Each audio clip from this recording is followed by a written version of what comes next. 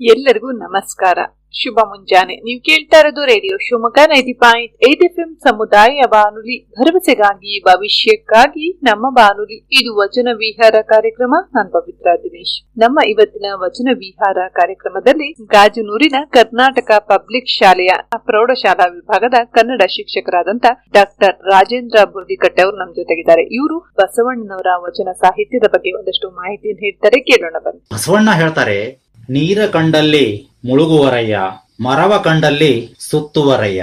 ನೀರ ಕಂಡಲ್ಲಿ ಮುಳುಗುವರಯ್ಯ, ಮರವ ಕಂಡಲ್ಲಿ ಸುತ್ತುವರಯ್ಯ.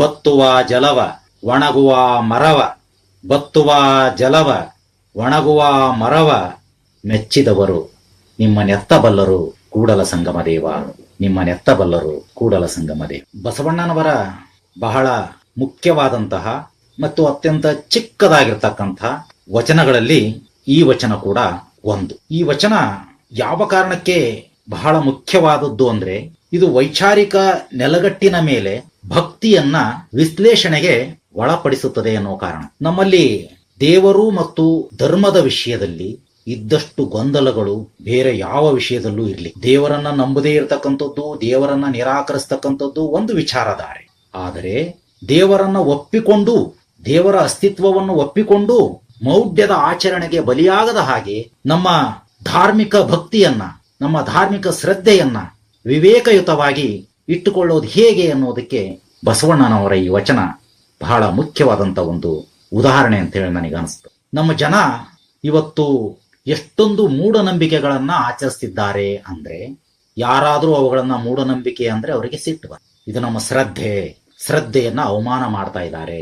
ಹೀಗೆ ಹೇಳೋದ್ರಿಂದ ಅವ್ರು ಏನು ಮೌಢ್ಯ ಆಚರಣೆಯನ್ನ ಮಾಡಿದ್ರು ಕೂಡ ಯಾರು ತಿಳಿ ಹೇಳಲಿಕ್ಕೂ ಕೂಡ ಹೋಗೋದಿಲ್ಲ. ಯಾಕಂದ್ರೆ ತಿಳ್ಕೊಳ್ತಕ್ಕಂಥ ಮನಸ್ಥಿತಿನೇ ಅವ್ರಿಗಿರೋದಿಲ್ಲ. ಅದು ನಮ್ಮ ಸಂಸ್ಕೃತಿ, ನಮ್ಮ ಶ್ರದ್ಧೆ ಅಂತ ಹೇಳಿ ಅವರು ಗಾಢವಾಗಿ ನಂಬಿಕೆ ಮತ್ತು ಮೂಢನಂಬಿಕೆ ಇವೆರಡರ ನಡುವೆ ಇರ್ತಕ್ಕಂಥ ಗೆರೆ ಬಹಳ ಚಿಕ್ಕದಾಗಿದೆ. ಬಸವಣ್ಣ ನಮ್ಗೆಲ್ಲರಿಗೂ ಗೊತ್ತಿರುವ ಹಾಗೆ ದೇವರನ್ನ ನಿರಾಕರಿಸಿದಂತಹ ವ್ಯಕ್ತಿ ಅಲ್ಲ. ದೇವರನ್ನು, ದೇವರ ಅಸ್ತಿತ್ವವನ್ನು ಒಪ್ಪಿಕೊಂಡಂತಹ ಒಬ್ಬ ಮಹಾಪುರುಷ.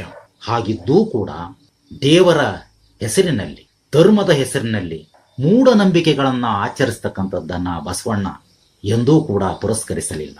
ಅವುಗಳನ್ನ ಸ್ಪಷ್ಟವಾಗಿ ಅವರು ತಮ್ಮ ವಚನಗಳಲ್ಲಿ ವಿರೋಧಿಸಿದ್ದಾರೆ. ಅಂಥ ವಚನಗಳಲ್ಲಿ ಇದೂ ಕೂಡ ಒಂದು. ಎರಡು ಉದಾಹರಣೆಗಳನ್ನ, ಎರಡು ನಿದರ್ಶನಗಳನ್ನ, ಎರಡು ದೃಷ್ಟಾಂತಗಳನ್ನ ಅವರು ಈ ವಚನದಲ್ಲಿ ಕೊಡ್ತಾರೆ. ನೀರ ಕಂಡಲ್ಲಿ ಮುಳುಗುವರಯ್ಯ. ಏನು ನೀರ ಕಂಡಲ್ಲಿ ಮುಳುಗುವುದು? ನೀವು ಅಂತಹ ಪವಿತ್ರ ನದಿಗಳಲ್ಲಿ, ಸ್ಥಳಗಳಲ್ಲಿ, ಪಕ್ಕದಲ್ಲೇ ದೇವಸ್ಥಾನಗಳ ಪಕ್ಕದಲ್ಲೇ ಸಾಮಾನ್ಯವಾಗಿ ನಮ್ಮನ್ನ ಎಲ್ಲ ಕಡೆಗೂ ಕೂಡ ಪವಿತ್ರ ದೇವಸ್ಥಾನಗಳ ಅಂತ ಏನ್ ಕರೀತಾರೆ, ಅವುಗಳ ಪಕ್ಕದಲ್ಲೇ ನದಿಗಳು ಇರ್ತಾರೆ. ಏನೂ ಇಲ್ಲ ಅಂದ್ರೆ ಒಂದು ಹೊಂಡನಾದ್ರೂ ಇರ್ತದೆ. ಅವುಗಳಲ್ಲಿ ಮುಳುಗಿ ಹೇಳೋದ್ರ ಮೂಲಕ ನಾವು ಪವಿತ್ರ ಆಗ್ತೇವೆ ಅಂತ ಹೇಳಿ ಜನ ತಿಳ್ಕೊಂಡಿದ್ದಾರೆ. ಗಂಗಾ ನದಿಯಲ್ಲಿ ಸ್ನಾನ ಮಾಡೋದ್ರಿಂದ ಕಾಯಿಲೆ ಬರೋ ಸಾಧ್ಯತೆ ಎಷ್ಟಿದೆ ಅಂತ ಇತ್ತೀಚೆಗೆ ವೈಜ್ಞಾನಿಕವಾಗಿ ವಿಜ್ಞಾನಿಗಳು ಅಧ್ಯಯನ ಮಾಡಿ ವರದಿ ಕೊಟ್ಟು, ಅಂದ್ರೆ ನೀರ ಕಂಡಲ್ಲಿ ಮುಳುಗೋದಿದೆಯಲ್ಲ, ಅದನ್ನೊಂದು ಆಚಾರವನ್ನಾಗಿ, ಸಂಪ್ರದಾಯವನ್ನಾಗಿ ನಮ್ಮ ಜನ ಮಾಡ್ಕೊಂಡಿದ್ದಾರೆ. ಬಸವಣ್ಣನವರಿಗೆ ಇದು ಶ್ರದ್ಧೆ ಅನ್ಸಿಲ್ಲ. ನೀರ ಕಂಡಲ್ಲಿ ಮುಳುಗುವರಯ್ಯ, ಮರವ ಕಂಡಲ್ಲಿ ಸುತ್ತುವರಯ್ಯ. ನೀರ ಕಂಡಲ್ಲಿ ಮುಳುಗುವರಯ್ಯ, ಓಕೆ. ಮರವ ಕಂಡಲ್ಲಿ ಸುತ್ತುವರಯ್ಯ ಅನ್ನೋದನ್ನ ಬಹಳ ಸೂಕ್ಷ್ಮವಾಗಿ ನೋಡ್ಬೇಕು. ಎಲ್ಲ ಮರವನ್ನು ನಮ್ ಜನ ಸುತ್ತಲ್ಲ. ಯಾರಾದ್ರೂ ಜಾಲಿ ಮರ ಸುತ್ತೋದನ್ನ ನೋಡಿದೀರಾ? ಇಲ್ಲ, ಬನ್ನಿ ಮರನೇ ಸುತ್ತೋದು. ಅಂದ್ರೆ ಮರಗಳಲ್ಲಿಯೂ ಕೂಡ ಶ್ರೀಗಂಧದ ಮರ ಶ್ರೇಷ್ಠ, ಬನ್ನಿ ಮರ ಶ್ರೇಷ್ಠ, ಜಾಲಿ ಮರ ಕನಿಷ್ಠ. ಅಂದ್ರೆ ಕೆಲವು ಮರಗಳನ್ನ ಈ ಪವಿತ್ರ ಅಪವಿತ್ರ, ಶ್ರೇಷ್ಠ ಕನಿಷ್ಠ ಅಂತಕ್ಕಂಥ ಈ ಭೇದ ಭಾವದ ಭಾವನೆ ಕೇವಲ ಮನುಷ್ಯರಲ್ಲಿ ತುಂಬಲ್ಪಟ್ಟಿಲ್ಲ, ಮರಗಿಡಗಳಲ್ಲಿಯೂ ತುಂಬಲ್ಪಟ್ಟಿದೆ. ಇಲ್ಲಿ ಬಸವಣ್ಣ ಹೇಳ್ತಾರೆ, ಶ್ರದ್ಧೆಯನ್ನ ಒಳಗೊಂಡಬೇಕು ನಿಜ, ಆದ್ರೆ ಈ ಶ್ರದ್ಧೆ ಎಂದೂ ಕೂಡ ಮೌಢ್ಯದಿಂದ ಕೂಡಿರಬಾರದು. ಮರ ಸುತ್ತೋದು, ನೀರಿನಲ್ಲಿ ಮುಳುಗಿಳೋದು ಇದು ನಿಜವಾದ ಭಕ್ತಿ ಅಲ್ಲ. ಬಸವಣ್ಣವ್ರ ಪ್ರಕಾರ ಇದು ನಿಜವಾದ ಭಕ್ತಿ ಅಲ್ವೇ ಅಲ್ಲ. ಬಸವಣ್ಣನವರು 12ನೇ ಶತಮಾನದಲ್ಲಿಯೇ ಸಾಕಷ್ಟು ಮೌಢ್ಯತೆಯನ್ನ, ಹಾಗೆ ಹಲವಾರು ಮೂಢನಂಬಿಕೆಯ ವಿರುದ್ಧವಾಗಿಯೇ ಅವರು ಧ್ವನಿ ಎತ್ತಿದಂತಹ ಬಸವಣ್ಣನವರು ದೇವರ ಹೆಸರಲ್ಲಿ ನಡೆಯುವಂತಹ ಸಾಕಷ್ಟು ಮೌಢ್ಯ ಆಚರಣೆಗಳನ್ನ ನಾವು ಕೈ ಬಿಡಬೇಕು ಎಂಬುದನ್ನ ಆ ಕಾಲದಲ್ಲಿ ತಿಳಿಸಿಕೊಟ್ಟಂತಹ ಬಸವಣ್ಣನವರ ಒಂದು ವಚನವನ್ನ ಹೇಳುವ ಮೂಲಕ ರಾಜೇಂದ್ರ ಬುರ್ಡಿಕಟ್ಟೆ ಅವರು ಅದರ ಭಾವಾರ್ಥವನ್ನ ತಿಳಿಸಿದ್ರು. ನಂತರದಲ್ಲಿ ಕೂಡ ಇನ್ನಷ್ಟು ಬಸವಣ್ಣನವರ ವಚನಗಳ ಬಗ್ಗೆ ಮಾಹಿತಿ ಹೇಳ್ತಾರೆ. ಮತ್ತೊಮ್ಮೆ ವಚನ ವಿಹಾರ ಕಾರ್ಯಕ್ರಮಕ್ಕೆ ಸ್ವಾಗತ. ನೀವು ಕೇಳ್ತಾ ಇರೋದು ರೇಡಿಯೋ ಶಿವಮೊಗ್ಗ 90.8 FM ಸಮುದಾಯ ಬಾನುಲಿ, ಭರವಸೆಗಾಗಿ ಭವಿಷ್ಯಕ್ಕಾಗಿ ನಮ್ಮ ಬಾನುಲಿ. ಇದು ವಚನ ವಿಹಾರ ಕಾರ್ಯಕ್ರಮ. ನಾನು ಪವಿತ್ರ ದಿನೇಶ್. ನಮ್ಮ ಇವತ್ತಿನ ವಚನ ವಿಹಾರ ಕಾರ್ಯಕ್ರಮದಲ್ಲಿ ಗಾಜನೂರಿನ ಕರ್ನಾಟಕ ಪಬ್ಲಿಕ್ ಶಾಲೆಯ ಪ್ರೌಢಶಾಲಾ ವಿಭಾಗದ ಕನ್ನಡ ಶಿಕ್ಷಕರಾದಂಥ ಡಾಕ್ಟರ್ ರಾಜೇಂದ್ರ ಬುರ್ಡಿಕಟ್ಟೆ ಅವರು ಬಸವಣ್ಣನವರ ಒಂದು ವಚನವನ್ನು ಹೇಳುವ ಮೂಲಕ ಅದರ ಭಾವಾರ್ಥವನ್ನ ಹೇಳ್ತಾ ಇದ್ರು. ಈಗ ಸಹ ಇನ್ನಷ್ಟು ವಿಚಾರಗಳನ್ನು ಹೇಳ್ತಾರೆ, ಕೇಳೋಣ ಬನ್ನಿ. ಅವ್ರು ಹೇಳ್ತಾರೆ, ಬತ್ತುವ ಜಲವ, ಬತ್ತುವ ನೀರನ್ನ, ಒಣಗುವ ಮರವನ್ನ ನಂಬಿದವರು ನಿಮ್ಮನ್ನ ಯಾವ ರೀತಿ ನಂಬ್ತಾರೆ? ಕೂಡಲ ಸಂಗಮ ದೇವ. ಮೌಢ್ಯದ ಚಟುವಟಿಕೆಗಳಲ್ಲಿ ತೊಡಗಿದಂಥವರು ನಿಜವಾದ ದೇವರನ್ನ ಅರ್ಥ ಮಾಡಿಕೊಳ್ಳೋದಿಲ್ಲ. ಬಸವಣ್ಣ ಈ ವಚನದಲ್ಲಿ ತುಂಬಾ ಸೂಕ್ಷ್ಮವಾಗಿ ಭಕ್ತಿಯ ಹೆಸರಿನಲ್ಲಿ, ದೇವರ ಹೆಸರಿನಲ್ಲಿ ನಡೀತಕ್ಕಂತಹ ಮೂಢನಂಬಿಕೆಗಳನ್ನ ಅಲ್ಲಗಳಿತಾರೆ, ತಿರಸ್ಕರಿಸ್ತಾರೆ. ಸೂಚ್ಯವಾಗಿ ಅವುಗಳನ್ನ ಮಾಡೋದು ವ್ಯರ್ಥದ ಕೆಲಸ ಅಂತಕ್ಕಂಥ ತಿಳುವಳಿಕೆಯನ್ನ ನಮಗೆ ಕೊಡ್ತಾರೆ. ನಿಮ್ಮನ್ನೆತ್ತಬಲ್ಲರು ದೇವರ ಮೇಲೆ ಭಕ್ತಿಯನ್ನ, ಶ್ರದ್ಧೆಯನ್ನ ಇಟ್ಟುಕೊಳ್ಳೋದು ತಪ್ಪಲ್ಲ. ಆದರೆ ನಮ್ಮ ಭಾವನೆಗಳಿಗಾಗಿ ಬುದ್ಧಿಯನ್ನ ಬಲಿ ಕೊಡ್ತಕ್ಕಂಥದ್ದು ಅವಶ್ಯಕತೆ ಇಲ್ಲ. ಭಾವನೆಗಳಿಗಾಗಿ ಬುದ್ಧಿಯನ್ನು ಬಲಿ ಕೊಡ್ತಕ್ಕಂಥವನು ಅಜ್ಞಾನಿ ಆಗ್ತಾನೆ, ಅವಿವೇಕಿ ಆಗ್ತಾನೆ. ಹಾಗಾಗಿ ದೇವರ ಮೇಲಿನ ಭಕ್ತಿಯನ್ನೂ ಕೂಡ ನಾವು ನಮ್ಮ ಶ್ರದ್ಧೆಯನ್ನ ಮೌಢ್ಯವಾಗದಂತೆ, ಅರ್ಥರಹಿತ ಆಚರಣೆಗಳಲ್ಲಿ ತೊಡಗದಂತೆ ನಾವು ದೇವರನ್ನ ಪ್ರಾರ್ಥಿಸಬೇಕು, ದೇವರ ಮೇಲೆ ಭಕ್ತಿಯನ್ನ ಇಟ್ಕೋಬೇಕು. ಹೇಗೆ ದೇವರನ್ನ ಗೆಲ್ಲೋದು ಇಂಥ ಆಚರಣೆಗಳ ಮೂಲಕ ಅಲ್ಲ ಅಂತಕ್ಕಂಥದ್ದು ಬಸವಣ್ಣನವರ ಸ್ಪಷ್ಟವಾದ ಸಂದೇಶ. ಹಾಗಾದ್ರೆ ದೇವರನ್ನ ಗೆಲ್ಲೋದು ಯಾವುದ್ರ ಮೂಲಕ? ನೀರಿನಲ್ಲಿ ಸ್ನಾನ ಮಾಡೋದ್ರಿಂದ ಅಲ್ಲ, ಸ್ನಾನ ಮಾಡಬಾರ್ದು ಅಂತ ಅಲ್ಲ, ಅದರಿಂದ ದೇವ್ರನ್ನ ಕಾಣ್ಲಿಕ್ಕೆ ಆಗಲ್ಲ.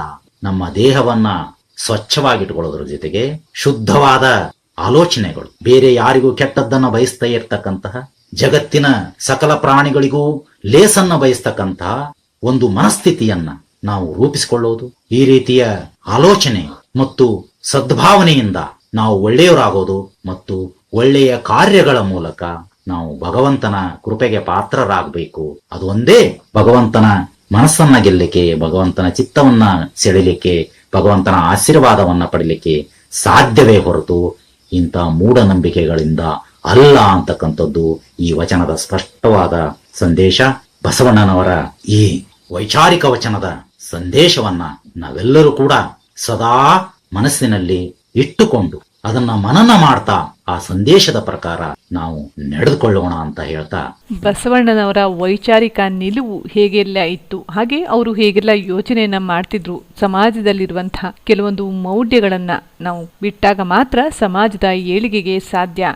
ದೇವರ ಹೆಸರಲ್ಲಿ ನಡೆಯುವಂತಹ ಸಾಕಷ್ಟು ಮೌಢ್ಯ ಆಚರಣೆಗಳನ್ನ ಇವರು ವಿರೋಧಿಸ್ತಾರೆ. ಹಾಗೆ ಸಮಾಜದಲ್ಲಿ ಎಲ್ಲರಿಗೂ ಒಂದು ಅವಕಾಶವನ್ನ ಕೊಡಬೇಕು, ಸಮಾಜದಲ್ಲಿ ಸ್ವಸ್ಥ ಸಮಾಜದ ಕನಸನ್ನು ಕಂಡವರು ಬಸವಣ್ಣನವರು ಎಂಬುದರ ಬಗ್ಗೆ ರಾಜೇಂದ್ರ ಬುರ್ಡಿಕಟ್ಟೆ ಅವರು ತುಂಬಾ ಚೆನ್ನಾಗಿ ವಿವರಿಸಿದ್ರು. ನಂತರದಲ್ಲಿ ಕೂಡ ಇನ್ನಷ್ಟು ವಚನಗಳ ಬಗ್ಗೆ ಮಾಹಿತಿ ಹೇಳ್ತಾರೆ, ಕೇಳೋಣ.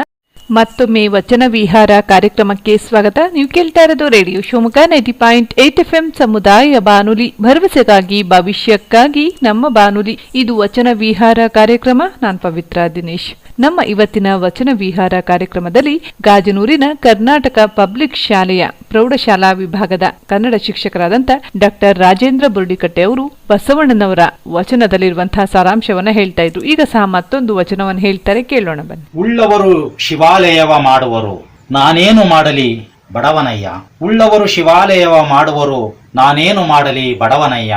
ಎನ್ನ ಕಾಲೇ ಕಂಬ, ದೇಹವೇ ದೇಗುಲ, ಸಿರವೇ ಹೊನ್ನ ಕಳಸವಯ್ಯ. ಎನ್ನ ಕಾಲೇ ಕಂಬ, ದೇಹವೇ ದೇಗುಲ, ಸಿರವೇ ಹೊನ್ನ ಕಳಸವಯ್ಯ. ಕೂಡಲ ಸಂಗಮ ದೇವ ಕೇಳಯ್ಯ, ಸ್ಥಾವರ ಕಳಿವುಂಟು ಜಂಗಮ ಕಳಿವಿಲ್ಲ. ಸ್ಥಾವರ ಕಳಿವುಂಟು ಜಂಗಮ ಕಳಿವಿಲ್ಲ. ಬಸವಣ್ಣನವರ ಬಹಳ ಮುಖ್ಯವಾಗಿರ್ತಕ್ಕಂತಹ, ಬಹಳ ಅರ್ಥಗರ್ಭಿತವಾಗಿರ್ತಕ್ಕಂತಹ ವಚನಗಳಲ್ಲಿ ಇದು ಕೂಡ ಒಂದು. ಉಳ್ಳವರು ಶಿವಾಲಯವ ಮಾಡುವರು, ನಾನೇನು ಮಾಡಲಿ ಬಡವನಯ್ಯ. ಒಬ್ಬ ಭಕ್ತ ತಾನು ನಂಬಿಕೊಂಡಿರತಕ್ಕಂತಹ ದೇವರನ್ನ ಕುರಿತು ತನ್ನ ಅಳಲನ್ನ ಹೇಳಿಕೊಡ್ತಕ್ಕಂತಹ ವಚನದ ರೀತಿಯಲ್ಲಿ ಇದು ಇದೆ, ನಿಜ. ಆ ಭಕ್ತ ಯಾವುದರಲ್ಲಿ ಬಡವನಾಗಿದ್ದ ಅಂತಕ್ಕಂಥದ್ದು ಬಹಳ ಮುಖ್ಯವಾದಂತಹ ಪ್ರಶ್ನೆ. ಬಸವಣ್ಣವರು ಆ 1ನೇ ಸಾಲಿನಲ್ಲಿ ಬರೀತಾರೆ ನೋಡಿ, ಉಳ್ಳವರು ಶಿವಾಲಯವ ಮಾಡುವರು. ಉಳ್ಳವರು ಅಂದ್ರೆ ಇದ್ದವರು. ನಾವು ಇಷ್ಟು ದಿವಸ ಅದನ್ನ ಹಾಗೆ ಅರ್ಥ ಮಾಡ್ತಾ ಬಂದಿದ್ದೇವೆ, ಹಾಗೆ ಅರ್ಥ ಹೇಳ್ತಾ ಬಂದಿದ್ದೇವೆ. ಅದು ಸರಿ ಕೂಡ ಇತ್ತು. ಆದ್ರೆ ಈಗ ಸ್ವಲ್ಪ ಅರ್ಥ ಅದನ್ನ ವಿಸ್ತರಿಸಿಕೊಳ್ಳೋ ಅವಶ್ಯಕತೆ ಇದೆ ಅಂತ ನನಗೆ ಅನಿಸ್ತದೆ. ಬಸವಣ್ಣವರು ಏನು ಹೇಳಿಲ್ಲ, ಉಳ್ಳವರು ಅಂತ ಅಷ್ಟೇ ಹೇಳಿದ್ದಾರೆ. ಬಹಳ ಮುಖ್ಯವಾಗಿ ಈ ವಚನ ದೇವರು ಎಲ್ಲಿರ್ತಾನೆ, ದೇವಸ್ಥಾನದಲ್ಲಿ ಇರ್ತಾನ ಅಥವಾ ಇಲ್ವಾ ಅನ್ನೋದನ್ನ ಪರೋಕ್ಷವಾಗಿ ಪ್ರಶ್ನೆ ಮಾಡ್ತಕ್ಕಂಥ ವಚನ ಇದು. ಉಳ್ಳವರು ಶಿವಾಲಯವ ಮಾಡುವರು.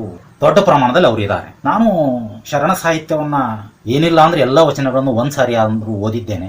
ದೇವಸ್ಥಾನ ಕಟ್ಟಲಿಕ್ಕೆ ಶರಣ ಸಾಹಿತ್ಯದಲ್ಲಿ ಪರೋಕ್ಷವಾಗಿ ಆದ್ರೂ ಎಲ್ಲಿ ಬೆಂಬಲ ಐತಿ ಅಂತ ನನಗಂತೂ ಸಿಕ್ಕಿಲ್ಲ.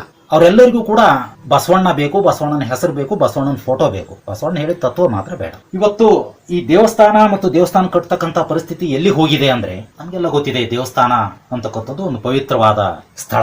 ಅದನ್ನ ಯಾಕೆ ಕಟ್ತಾರೆ, ನೆಮ್ಮದಿ ಸಿಗುತ್ತೆ, ಇದು ಬೇರೆ ಪ್ರಶ್ನೆ. ಆದ್ರೆ ದೇವಸ್ಥಾನ ಅಂತಕ್ಕಂಥದ್ದು ಒಂದು ಪವಿತ್ರ ಸ್ಥಳ ಅಂತ ಹೇಳಿ ದೇವರನ್ನ ನಂಬುವವರು ಒಪ್ಕೊಂಡ ಮೇಲೆ ಆ ದೇವಸ್ಥಾನ ಕಟ್ಟತಕ್ಕಂಥದ್ದು ಕೂಡ ಪವಿತ್ರವಾದ ಕೆಲಸ ತಾನೆ. ಒಂದು ಪವಿತ್ರವಾದ ದೇವಸ್ಥಾನವನ್ನು ಕಟ್ಟಬೇಕಾದ್ರೆ ಪವಿತ್ರವಾದ ವಸ್ತುಗಳನ್ನೇ ಬಳಸಬೇಕು ತಾನೆ. ಅದಕ್ಕೆ ಬರ್ತಕ್ಕಂಥ ಹಣನು ಪವಿತ್ರವಾದ ರೀತಿಯಿಂದಲೇ ಗಳಿಸಿದ್ದಾಗಿರ್ಬೇಕು ತಾನೆ. ಕಾಯಕದಿಂದ ಯಾರಿಗೂ ಮೋಸ ವಂಚನೆ ಮಾಡ್ದಂಗೆ ಗಳಿಸಿದ್ದಾಗಿರ್ಬೇಕು ತಾನೆ. ಅಂಥದ್ದೇನಾದ್ರೂ ಯಾವ್ದಾದ್ರು ದೇವಸ್ಥಾನ ಕಮಿಟಿಗಳು ಗೆರೆ ಹಾಕೊಂಡಿದಾವ? ದೇವಸ್ಥಾನ ಕಟ್ಟಲಿಕ್ಕೆ ಯಾವ ಮೂಲದಿಂದ ನಾವು ಹಣ ಪಡಿಬೇಕು ಅಂತಕ್ಕಂಥದ್ದೊಂದು ಒಂದು ಯಾವ್ದಾದ್ರು ನೈತಿಕತೆಯ ಒಂದು ಗೆರೆಯನ್ನು ಹಾಕೊಂಡಿದಾವ? ನನಗಂತೂ ಕಂಡು ಬಂದಿಲ್ಲ. ಬಸವಣ್ಣವರು ಒಂದು ವಚನದಲ್ಲಿ ಕೂಡ ಹೇಳ್ತಾರೆ, ಅನಾಮಿಕರೊಡನಾಡಿ ಕೂಡಲ ಸಂಗಮ ದೇವ. ಏನ್ ಅನಾಮಿಕ ಅಂದ್ರೆ ಹೆಸರು ಇಲ್ದವನು. ನೀವು ಅಮೃತ ಶಿಲೆಯಲ್ಲಿ ಹೆಸರಾಗ್ತಿರಲ್ಲ, ಅವ್ರ ಜೊತೆಗಿರಲ್ಲ ದೇವರು. ಯಾರಿಗೆ ನೇಮ್ ಅಂಡ್ ಫೇಮ್, ಹೆಸರು ಮತ್ತು ಕೀರ್ತಿ ಎರಡೂ ಇರೋದಿಲ್ವೋ, ಬಡವರಾಗಿರ್ತಾರೋ, ಶ್ರದ್ಧಾವಂತರಾಗಿರ್ತಾರೋ, ನೀತಿವಂತರಾಗಿರ್ತಾರೋ ಅಂಥವ್ರ ಕಡೆಗೆ ಇರ್ತಾನೆ ದೇವರು. ಅನಾಮಿಕರೊಡನಾಡಿ ಕೂಡಲ ಸಂಗಮ ದೇವ ಅಂತ ಹೇಳಿ ಬಸವಣ್ಣವ್ರು ಹೇಳ್ತಾರೆ. ಹಾಗಾಗಿ ದೇವರು ಉಳ್ಳವರು ಶಿವಾಲಯವ ಮಾಡುವರು. ಹಾಗಾದ್ರೆ ದೇವರು ಎಲ್ಲಿರ್ತಾನೆ? ಈ ವಚನದಲ್ಲಿ ಬಾಡಿ ಟೆಂಪಲ್ ಅಂದ್ರೆ ಈ ದೇಹವೇ ದೇವಾಲಯ ಅಂತಕ್ಕಂಥ ಕಲ್ಪನೆಯನ್ನ ಬಸವಣ್ಣವರು ಬಹಳ ಅದ್ಭುತವಾಗಿ ಚಿತ್ರಿಸಿದ್ದಾರೆ. ನೋಡಿ ಎಷ್ಟು ಸಿಂಪಲ್ ಇದೆ. ಎನ್ನ ಕಾಲೇ ಕಂಬ, ದೇಹವೇ ದೇಗುಲ, ಸಿರವೇ ಹೊನ್ನ ಕಳಸವಯ್ಯ. ನನ್ನ ದೇಹ ಇದೆಯಲ್ಲ, ಇದೇ ದೇವಸ್ಥಾನಪ್ಪ. ನನಗೆ ದೇವ್ರು ಬೇಕು. ನನ್ನ ಕಷ್ಟ ಸುಖ ಹೇಳ್ಕೊಳ್ಳಿಕ್ಕೆ ನನಗೊಬ್ಬ ದೇವ್ರು ಬೇಕು. ಆದ್ರೆ ದೇವಸ್ಥಾನವನ್ನ ಕಟ್ಲಿಕ್ಕೆ ನನ್ನ ಕೈಲಿ ಆಗಲ್ಲ. ಅದಕ್ಕೆ ನಾನೇನ್ ಮಾಡ್ತೀನಿ, ನೀನೇ ಕೊಟ್ಟಂತ ದೇಹ ಇದೆ ಇಲ್ಲಿ, ಅದನ್ನ ನೀನು ಬಿಟ್ಕೊಡ್ತೀನಿ. ಅದ್ರ ಜಾಗ, ಅದ್ರ ಒಳಗಡೆ ನನ್ನ ಹೃದಯ ಏನಿದೆ ಆ ಹೃದಯದಲ್ಲಿ ಜಾಗ ಮಾಡ್ಕೊಡ್ತೀನಿ, ಅಲ್ಲಿ ಬಂದಿರು. ಇದರ ಅರ್ಥ ನಾವು ನಮ್ಮ ದೇಹವನ್ನೇ ದೇವಾಲಯ ಎಂದು ತಿಳಿದು ಅದನ್ನ ಶುದ್ಧವಾಗಿಟ್ಟುಕೊಂಡು ನಿಜವಾದ ದೇವರ ಆವಾಸ ಸ್ಥಾನವನ್ನಾಗಿ ಮಾಡಿಕೊಂಡು ನಾವು ನಮ್ಮ ಜೀವನವನ್ನ ನಡೆಸಬೇಕು. ಆವಾಗ ನಾವು ತಪ್ಪು ದಾರಿ ಹಿಡಿಯುವಾಗಲೆಲ್ಲ ನಮ್ಮ ಒಳಗಿನ ದೇವರು, ನಮ್ಮ ಒಳಗಿನ ಚೈತನ್ಯ ನಮ್ಮನ್ನ ಸರಿದಾರಿಯಲ್ಲಿ ನಡೆಯುವಂತೆ ಮಾಡ್ತದೆ. ಹಾಗಾಗಿ ಆ ಬಗ್ಗೆ ನಾವು ವಿಚಾರವನ್ನ ಮಾಡೋಣ. ಬಸವಣ್ಣವರು ಹೇಳ್ತಕ್ಕಂಥ ಕೂಡಲ ಸಂಗಮ ದೇವ ಅನಾಮಿಕರೊಡನಾಡಿ ಅಂತಕ್ಕಂಥ ಮಾತು ನಮಗೆ ಯಾವಾಗಲೂ ಸದಾ ನೆನಪಿನಲ್ಲಿರಲಿ, ಸದಾ ನೆನಪಿನಲ್ಲಿರಲಿ. ಧನ್ಯವಾದ. ಬಸವಣ್ಣನವರ ವಚನವನ್ನ ಹೇಳುವ ಮೂಲಕ ಅದರ ಭಾವಾರ್ಥವನ್ನ ಡಾಕ್ಟರ್ ರಾಜೇಂದ್ರ ಬುರ್ಡಿಕಟ್ಟೆ ಅವರು ಹೇಳಿದ್ರು. ಅಂದ್ರೆ ಬಸವಣ್ಣನವರ ವೈಚಾರಿಕ ನಿಲುವು ಹೇಗಿತ್ತು, 12ನೇ ಶತಮಾನದಲ್ಲಿಯೇ ಬಸವಣ್ಣನವರು ಹೇಗೆಲ್ಲ ಉದಾತ್ತ ಚಿಂತನೆಗಳನ್ನ ಇಟ್ಕೊಂಡಿದ್ರು, ಹಾಗೆ ವೈಚಾರಿಕವಾಗಿ ಅವರು ಹೇಗೆಲ್ಲ ಯೋಚಿಸ್ತಾ ಇದ್ರು ಎಂಬುದನ್ನು ಅವರ ವಚನಗಳ ಮೂಲಕ ನಾವು ತಿಳ್ಕೊಳ್ಬಹುದು. ಹೀಗೆ ಸಾಕಷ್ಟು ವಚನಗಳನ್ನ ನಮ್ಮ ಸಮಾಜಕ್ಕೆ ಕೊಡುಗೆಯಾಗಿ ನೀಡುವ ಮೂಲಕ ಬಸವಣ್ಣನವರು ಇಂದಿನ ಜನತೆಗೂ ಕೂಡ ದಾರಿದೀಪ ಆಗಿದ್ದಾರೆ ಅಂತಾನೆ ಹೇಳ್ಬಹುದು. ಕೇಳಿದ್ರಲ್ಲ ಸ್ನೇಹಿತರೆ, ನಮ್ಮ ಇವತ್ತಿನ ವಚನ ವಿಹಾರ ಕಾರ್ಯಕ್ರಮದಲ್ಲಿ ಗಾಜನೂರಿನ ಕರ್ನಾಟಕ ಪಬ್ಲಿಕ್ ಶಾಲೆ ಪ್ರೌಢಶಾಲಾ ವಿಭಾಗದ ಕನ್ನಡ ಶಿಕ್ಷಕರಾದಂತಹ ಡಾಕ್ಟರ್ ರಾಜೇಂದ್ರ ಬುರ್ಡಿಕಟ್ಟೆ ಅವರು ಬಸವಣ್ಣನವರ ವಚನಗಳ ಬಗ್ಗೆ ಸಾಕಷ್ಟು ವಿಚಾರಗಳನ್ನ ತಿಳಿಸಿದ್ರು. ಅವರಿಗೆ ನಮ್ಮ ರೇಡಿಯೋ ಶಿವಮೊಗ್ಗದ ಪರವಾಗಿ ಧನ್ಯವಾದಗಳನ್ನ ಹೇಳ್ತಾ ಇವತ್ತಿನ ವಚನ ವಿಹಾರ ಕಾರ್ಯಕ್ರಮವನ್ನು ಮುಗಿಸುವಂತ ಹೇಳ್ತಾರೆ. ರೇಡಿಯೋ ಶಿವಮೊಗ್ಗ 90.8 FM ಸಮುದಾಯ ಬಾನುಲಿ, ಭರವಸೆಗಾಗಿ ಭವಿಷ್ಯಕ್ಕಾಗಿ ನಮ್ಮ ಬಾನುಲಿ.